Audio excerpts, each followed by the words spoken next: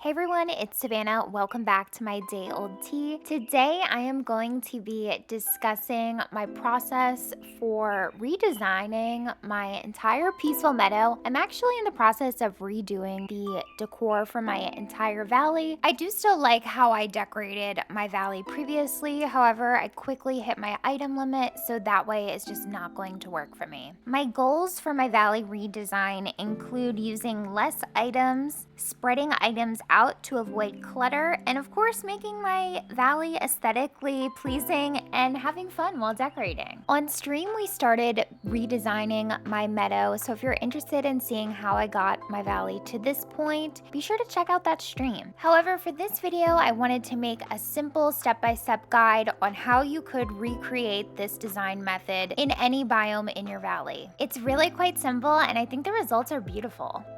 The first thing I did in this biome was lay out my path. Now, I like to make my paths 4 spaces across.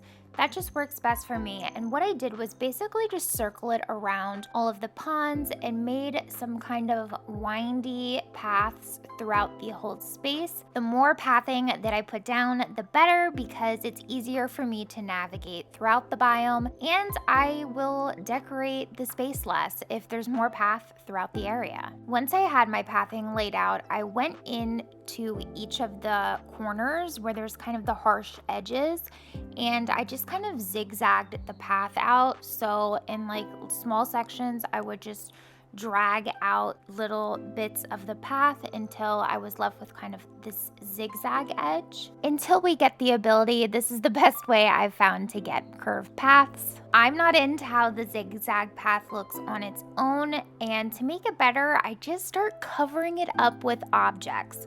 I'm gonna show you some objects that look really good for doing this. I even used Merlin's house to cover up the zigzag path, and it worked perfectly. Larger items or clustered items are best for keeping your item count down, but making the area feel fully decorated. So at this point, I just go around and I use items to cover the zigzag path and make the path look more blended into the grass. One of the clustered items that I used a lot in this build was the Peaceful Meadow Greenery, and I like this because it's a bunch of shrubs and rocks, so it looks like a bunch of different items, but it actually only counts as one, and it also works very well for covering up corner pieces. Occasionally though, a bush will look like it is sitting on top of the pavement, so I'll just go ahead and remove that bit of pavement right underneath it.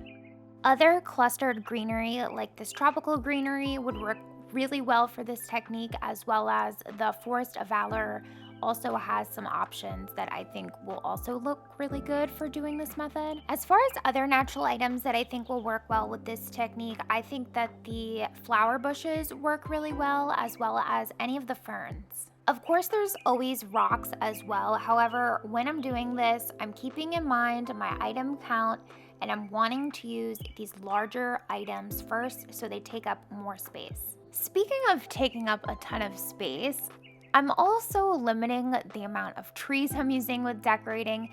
They drop a ton of sticks, it's kind of annoying, and they block my vision when I'm running around. It's kind of hard for me to see when there's too many trees, so I keep the trees limited. If I am adding trees, I'm trying to keep them towards the outskirts of the biome so they're not in my way. Essentially, these are the main things that I'm considering as I'm going around and decorating now. Honestly, I think the whole thing was kind of inspired by the lemon trees. I wanted my meadow to have a lot of pops of yellow and feel very natural. However, I could definitely use this technique in any other biome, and I'm really eager to see how that can turn out. I think I might like to start decorating in the Glade of Trust like this. If there's a different biome you'd prefer that I start working on next, please let me know. This little nook in between the 2 mining spots ended up being perfect for a little DIY workbench area. I have the lemon trees scattered all throughout the meadow as well, and of course I changed my companion to the yellow rabbit for this video. Now just showing you a little walkthrough of the area that I worked on previously, and you can see the sticks are literally appearing before our eyes. I wish they would stop for just a little bit so I can keep my valley nice and clean, but alas, the work here is never done, friends. If you're still watching, be sure to say hello to Olaf in the comments. It'll be a fun little test and a secret between just you and me. Next to the larger pond, I put my well, and I just scattered some stones around this with some different paths shooting off to different directions.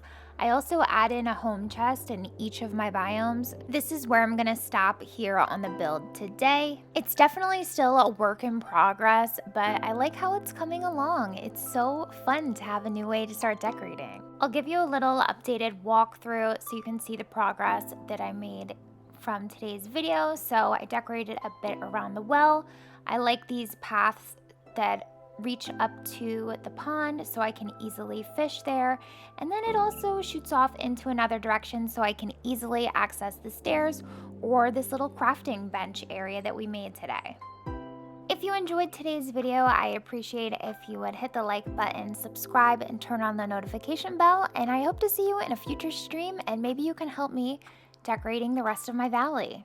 See you then.